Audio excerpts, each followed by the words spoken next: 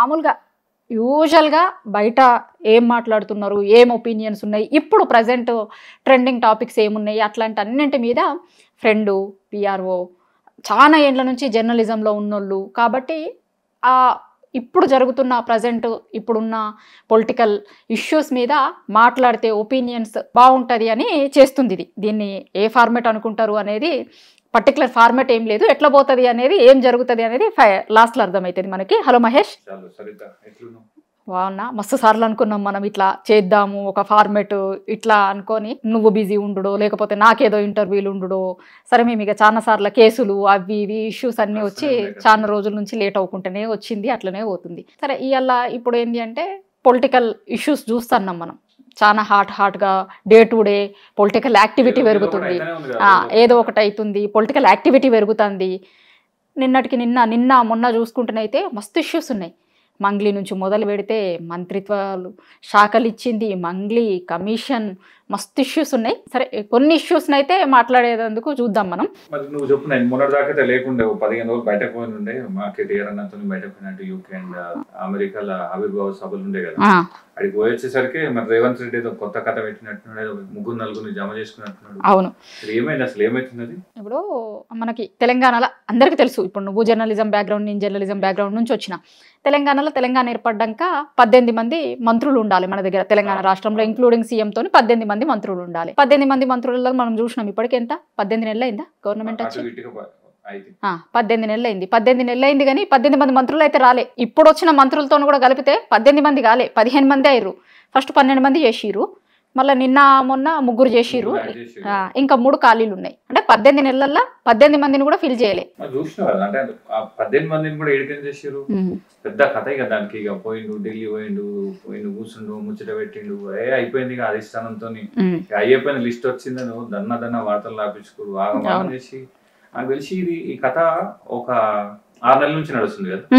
6 నెలలు అంటే లిటరల్ 6 నెలల నుంచి, ఎక్కడ 6 నెలలు ప్రజన్ గారు వచ్చిర్రు, ఇక రేపే అనౌన్స్ చేస్తారు. మొత్తం ఇక రేవంత్ రెడ్డిని కట్ చేసి పడేసిరు. లేదా రేవంత్ రెడ్డి మళ్ళా సినిమా నడుస్తున్నాడు అని చెప్పి పెద్ద స్టోరీ. లాస్ట్ కి 6 ఇస్తారంటే 3 ఇచ్చారు. మరి అంటే నీకేమనిపిస్తుంది అంటే రేవంత్ రెడ్డికి ఫస్ట్ లో ఎట్లుండే మనం చూసినాం కదా, రేవంత్ రెడ్డి చాలా ఇట్లున్నాడు అట్లున్నాడు, కాంగ్రెస్ నిలబెట్టింది, అంతా కథ ఉండే. తర్వాత ఏమైంది, రేవంత్ రెడ్డి అనేటువంటి తోక కట్ చేసిర్రు, ఢిల్లీలో పోయి ముచ్చట పెడితేనే అవుతుంది, కనీసం కౌన్సిల్ కార్పొరేషన్ చైర్మన్ కూడా ఇచ్చుకునే పరిస్థితి లేదు, మొత్తం ఢిల్లీలో డిసైడ్ చేస్తున్నారు అని అన్నారు. లాస్ట్ కి వచ్చేసరికి ఈయన ఏమన్నాడు, నేను ముఖ్యమంత్రి నాకే అధికారం బరాబర్ చేసుకుంటా, ఇట్లా ముచ్చట ఢిల్లీలో మన మీడియా వాళ్ళతో చిట్ చాట్ చేసి వార్త రాపించారు. తీరా తెలియదు ఏంటంటే 3కి ఇచ్చినట్టున్నారు కదా. అవును, ఇప్పుడు 3 ఉన్నాయి, ఇంకా 3 ఖాళీలు ఉన్నాయి. మీకేమనిపిస్తుంది అంటే ఈ 3తోని అయిపోయింది, మరి 18 నెలలు పట్టింది, ఇంకో 3 యాడ్ చేయడానికి ఇంకేం నిలబడదాం? వాళ్ళు నాకు అనిపించింది మీకు అనిపించింది కాదు, కాంగ్రెస్ వాళ్ళే మాట్లాడుకుంటారట. ఇప్పుడు కాంగ్రెస్ రిపోర్టర్లతో కొంతమందితో మాట్లాడినప్పుడు చెప్తారు, గాంధీ భవన్లో సెక్రటేరియట్లో. ఇంతకుముందు నువ్వు మాట్లాడిన దాంట్లో కూడా మీనాక్షి నటరాజన్ వచ్చినాక అవుతుంది అన్నాం కదా. కాదు, మీనాక్షి నటరాజన్ కంటే ముందు అప్పుడెప్పుడో దసరాకి అన్నారు, దీపావళికి అన్నారు, కొత్త సంవత్సరం కన్నారు, తర్వాత సంక్రాంతి అన్నారు, పీడ దినాలు ఉన్నాయి, పీడ దినాలు ఓంగానే చేస్తామన్నారు, దాని తర్వాత ఉగాది అన్నారు. ఇట్లా పండగలు పోతున్నాయి, అన్ని పోతున్నాయి, కానీ డైలీ సీరియల్ ఇది. ఇట్లా చూసుకుంటే డైలీ సీరియల్ లెక్కనే సాగుతుంది, అంతే డైలీ సీరియల్ లెక్క సాగుతుంది. సాగి సరే ఇప్పుడన్నా స్టాప్ పెట్టిర్రా అంటే అది కూడా కాదు, 3 అయినాయి మళ్ళీ. ఇట్లా ఏదో అంటారు కదా, సామెత ఉంటుంది కదా, కొండంత రాగం తీసి ఏదో అన్న లెక్క, కనీసం ఇప్పుడన్నా 6 అయితే అంటే 3 అయినాయి. మరి కాదు అంటే ఈ 3 అయినాయి, మళ్ళీ ఇప్పుడు మళ్ళీ 3 రోజుల కింద పోయింది కదా పెద్ద మనిషి పోయి, అంటే నేను ఎవరికి ఏమి ఇవ్వాలో చేస్తా అది అని అన్నాడు. మళ్ళీ నేను మొత్తం అసలు రీజిక్ చేస్తా, నేను మంత్రుల పర్ఫార్మెన్స్ బాగాలేదు, గ్రేడింగ్ ఇచ్చిన, నేను ఆ గ్రేడింగ్ ప్రకారం మంత్రుల శాఖలు డిసైడ్ చేస్తా, నేను ఢిల్లీలో హైకమాండ్ దగ్గర రిపోర్ట్ ఇచ్చిన. ఇదంతా ఇక ఆయన సీఎం గారి అనుకూల మీడియా ఒకటి ఉంది కదా, జాతీయ పెట్టి ఒక బ్యాచ్ ఉంది, అది నేను పేరు చెప్తే మంచిగా ఉండదు, మీడియా ముందు కూర్చొని మాట గలీజ్ ఉంటుంది, కానీ చూసేటోళ్ళకైతే అందరికి అర్థమైతుంది కదా, అంత మీడియాలో ఉన్నోళ్ళే కదా, అందరికి అర్థమైపోతుంది. ఈ 3 శాఖల కేటాయింపు మాత్రమే కొత్తగా చేస్తా అని చెప్పి లాస్ట్ కి అయినా నాకు తెలిసి గట్టిగా పోయి లాబింగ్ ట్రై చేసినట్టు. ఈయనతో కేసీ వేణుగోపాల్తో మాట్లాడినా, ఆయనతో మాట్లాడినా, ఇక అయిపోయింది, మల్లికార్జున ఖర్గేతో మాట్లాడిన తర్వాత మొత్తం శాఖలు ఈజీగా అయిపోతాయి, బట్టి విక్రమార్క గారిని నేను అంటే తీసుకుపోయి హోమ్లో ఇస్తాము, ఆర్థిక శాఖ వేరే వాళ్ళకి ఇస్తాం, శ్రీధర్ బాబుకి, ఇట్లా ఏదో రకరకాల సోషల్ మీడియాలో ఉత్తమ్ కుమార్ రెడ్డి గారు కూడా ఏదో కంగ్రాట్స్ చెప్పారు, శాఖ మారుతుంది, వేరే ఏదో శాఖ వస్తుంది, హోమ్ వస్తుంది అనే ప్రచారం కూడా నడిచింది. ఇంకా నయం హోమ్ శాఖకి 4 మంత్రులు పెట్టుకోలేదు, ఒకటే శాఖకి పరిస్థితి చూస్తే అట్లే ఉంది. నిన్న లాస్ట్ కి ఏం చెప్తాడు, ఏ గవర్నమెంట్ లేవు, నా దగ్గర మస్తు శాఖలు ఉన్నాయి కదా, నేను ఒక 2 మిగిలిన కొత్తలకు ఇస్తా అని చెప్పిండు. అంటే నీకేమనిపిస్తుంది? ఇప్పుడు బీఆర్ఎస్ మా పార్టీ వాళ్ళు అయితే బరాబర్ ఒకటే మాట చెప్తారు ప్రతిసారి, అరే నాయన ఈ జాతీయ పార్టీలో దుకాణం పెడతారు, మీరు తెలంగాణ ఆత్మగౌరవం అధికారం తీసుకుపోయి ఢిల్లీలో పెడతారు, ఈ తాకట్టు పెట్టే కార్యక్రమం బంద్ చేయండి రాబాయ్ అని చెప్పి ప్రతిసారి 20 ఏళ్ళ నుంచి 100 రిపోర్టింగ్ చేసినప్పుడు కూడా మనం అందరం ఇదే స్టేట్మెంట్ ప్రధానంగా వినిపిస్తున్నాం. ఇన్ఫాక్ట్ కేసీఆర్ గారు చాలా సార్లు మీటింగ్లలో కూడా మాకు గల్లీలో ఉన్నారు, మా బాస్లు గల్లీలో ఉన్నారు, జాతీయ పార్టీలకి ఢిల్లీలో ఉంటారు అన్నారు. గట్లనే ఉంది కదా ఇప్పుడు. ఎన్నోసారి వేయండు మన సీఎం రేవంత్ రెడ్డి గారు? అప్రాక్సిమేట్లీ 50 సార్లు వేయండి. ఒకవేళ నాకు తెలిసి రికార్డ్ ట్రిప్పుల్ వేసిన ముఖ్యమంత్రిగా ఢిల్లీకి అయిన పేరు వస్తుంది షార్ట్ టైం. 18 నెలలు అంటే అది పెద్ద రికార్డే. మళ్ళీ అంటే ఊరికి పోని కూడా అవకాశం లేదు, కానీ ఢిల్లీకి అయితే రోజు వేస్తాను కాదు. ఇప్పుడు అంటే ఈ శాఖల కేటాయింపును నువ్వు ఎట్లా అర్థం చేసుకుంటావు? అంటే అయ్యో been covering it so long, చాలా చూస్తున్నావు, శాఖల కేటాయింపు ఇదంతా, అంటే రేవంత్ రెడ్డి స్ట్రాంగ్ అయింది అనిపిస్తుందా, లేదంటే నీకు రేవంత్ రెడ్డి వీక్ అయినట్టు అనిపిస్తుంది మొత్తం పరిణామాల తర్వాత? ఇప్పుడు 18 నెలలు ఇప్పుడు మామూలుగా ఎప్పుడైనా సరే మంత్రివర్గ విస్తరణ లేకపోతే గవర్నమెంట్లోకి వచ్చినాక సీఎంతో పాటు అందరు కలిపి 12 మంది చేసుకున్నారు.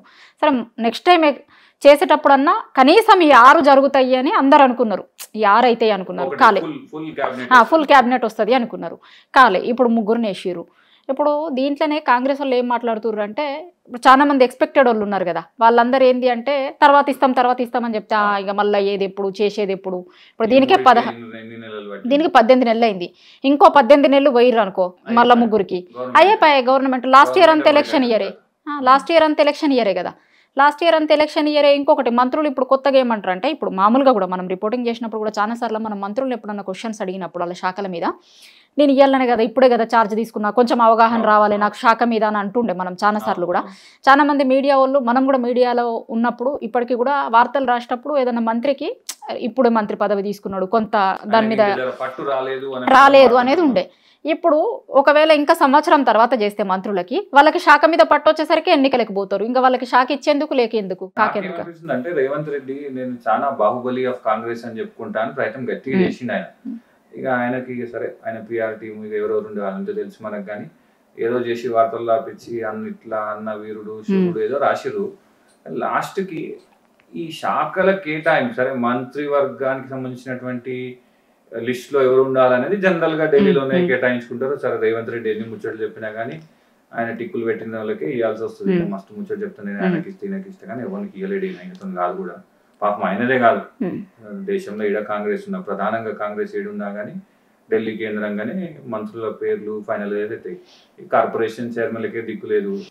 దాంట్లో చిన్నది ఏంటి అంటే, ఇప్పుడు వివేక్ ది మనం ఎగ్జాంపుల్ తీసుకోవాలి మస్తు. ఇప్పుడు నువ్వు అన్న మాటలల్లో ఏంది అంటే, వివేక్ వాళ్ళ కొడుకు సొంత కొడుకు వంశీకృష్ణ పైసలున్నా కూడా కులంతోనే ప్రాతినిధ్యం ఇస్తారు.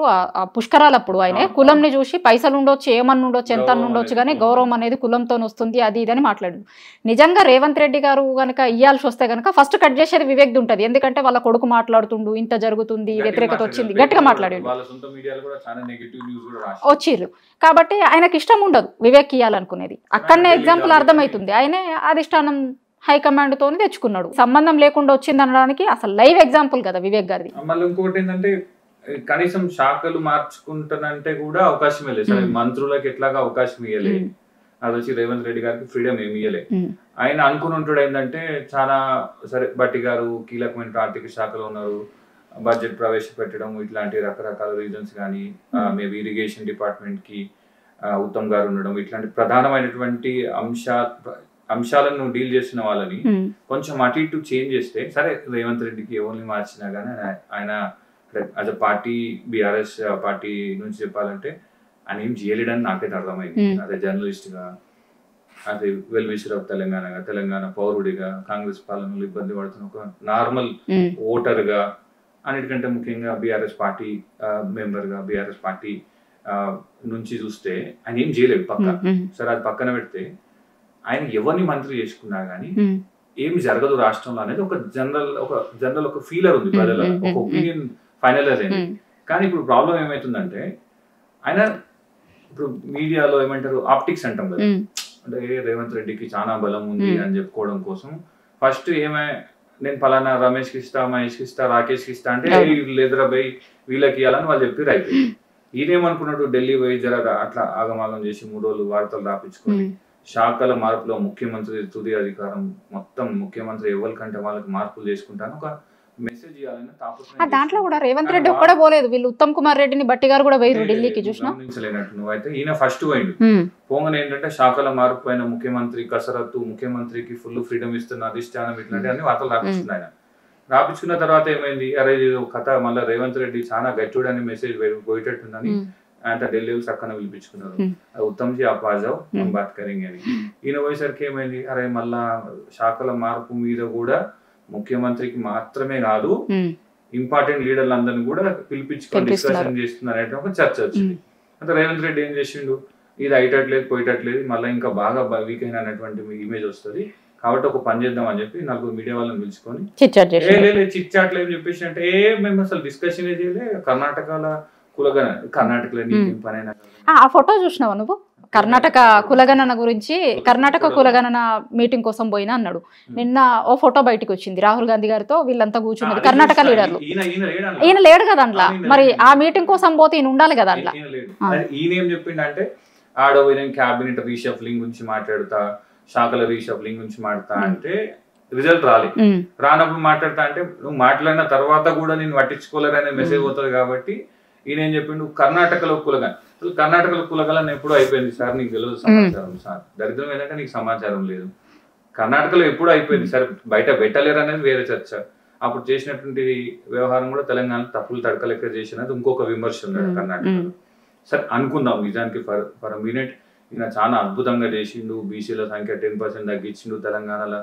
ఈ బీసీల సంఖ్య కర్ణాటకలో కూడా ఇంకా తగ్గించేది ఎట్లా అని మన అధిష్టానం ప్లాన్ చేసిందో మనకు తెలియదు. కానీ ఒకవేళ అట్లాంటి కండిషన్ లో కనుక తెలంగాణ ఎక్స్పీరియన్సెస్ ని డిస్కస్ చేసిండు ఉంటే ఆల్రెడీ దానిపైన పెద్ద ఏమంటారు సదస్య పెట్టే చర్చనే చేసి ఈయన పెద్ద రిపోర్ట్ ఇచ్చే రాహుల్ గాంధీ తెలంగాణ మాడాలని ఆగమాగం చేసి మళ్ళా చర్చ పెట్టేది ఉంటుంది.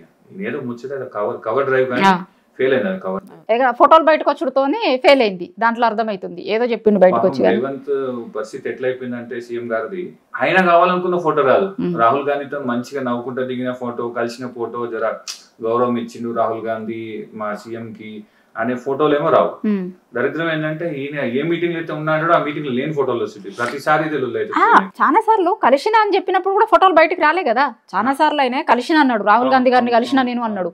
అదే రోజు రాహుల్ గాంధీ గారిని వేరే స్టేట్ వాళ్ళు కలిసినప్పుడు ఆ ఫోటోలు వచ్చినాయి, అదే రోజు కలిసినప్పుడు ఈయన ఫోటో కూడా రావాలి కదా. మన పిసిసి ప్రెసిడెంట్ మహేష్ భాయ్ కలిసి కూడా వచ్చింది. అంతకు ముందు రోజు కానీ అదే రోజు కానీ రేవంత్ గారు పోయి నేను మాట్లాడినా, రాహుల్ అన్నతో మాట్లాడినా, మొత్తం మా అన్న ఇట్లా చెప్పిండు అట్లా చెప్పిండు. ఫ్రంట్ లైన్ లో పేపర్ వస్తుంది ఇట్లా పొద్దున్న లేవగానే సీఎం పిఆర్ఓ ఆఫీస్ నుంచి వస్తుంది ఇట్లా, అన్న ఇట్లా తిరిగిండు, మాట్లాడిండు, మొత్తం డిస్కస్ చేసిండు, రాష్ట్రం దేశంలో ఉన్న కాంగ్రెస్ పార్టీని హల్చల్ చేస్తున్నారు, ఇదంతా వస్తుంది. కానీ ముచ్చట ఏంటిదంటే ఫోటో ఉండదు. నాకు కింద ఒక చిన్న వార్త వస్తుంది, రాహుల్ గాంధీని కలిసిన పొన్నం ప్రభాకర్ గారు, రాహుల్ గాంధీని కలిసిన పిసిసి ప్రెసిడెంట్ మహేష్ గారు, మంచి ప్రాపర్ గా ఫోటో వస్తుంది. పాపం రేవంత్ అన్న పరిస్థితి ఏంటంటే ఫోటో ఎప్పుడు రాదు. ఎప్పుడు నాకు తెలిసి 18 నెలల్లో 2 సార్లు 3 సార్లు ఫోటో. ఇప్పుడు 2-3 సార్లు మీడియా వాళ్ళు కూడా అడిగారు ఫోటోలు ఎందుకు వస్తలేవు అని, ప్రతిపక్షం వాళ్ళు అడుగుతారు కదా. అంటే ఫోటోలు బయటకు వస్తేనే కలిసినట్ట, ఫోటోలు ఉంటేనే కలిసినట్ట అని కూడా వచ్చింది, అది కూడా మాట్లాడిండు. ఇక ఆయన అట్లా చాలా కవర్ రైలు కొడుతూనే ఉన్నాడు పాపం, ఆయన అలసిపోయింటాడు ముఖ్యమంత్రి గారు ఏం చేస్తుంది కానీ.